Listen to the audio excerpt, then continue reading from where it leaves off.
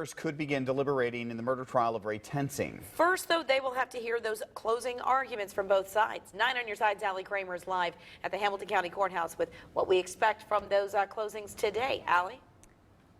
Well, Catherine, closing arguments are the last words that the jurors will hear in this case. It's a chance for both sides to tie up loose ends and make that one last push for their case, guilt or innocence. And closing arguments are second only to Tensing's testimony himself. Now, of course, we heard that testimony when Ray Tensing took the stand yesterday in his own defense. Multiple times we heard him talk about how he perceived everything happening, maintaining that he thought his arm was stuck in the car and that he thought he was dragged.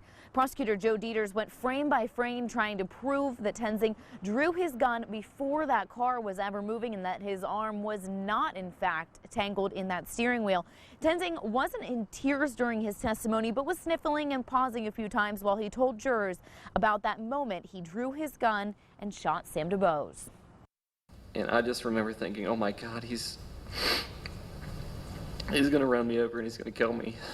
And I just instinctively just drew my gun, and I was so low, all I could see was really just his upper body, his head area, and that's when I reached up and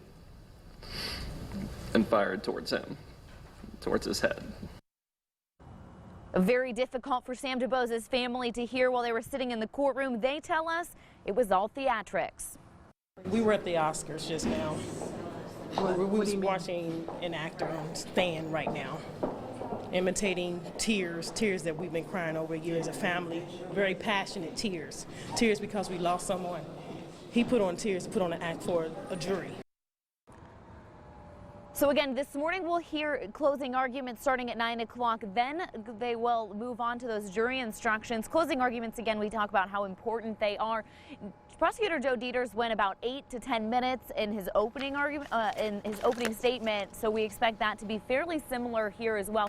The trial still moving very quickly, and then the jury will get the case. They will begin deliberating. Judge Shanahan told them to pack a bag because they will be sequestered during those deliberations, depending on, of course, how long they take. Coming up at 6 o'clock, we're going to talk about how the city and the county is preparing for deliberations and that eventual verdict. For now, reporting live, Allie Kramer, 9 on Your Side.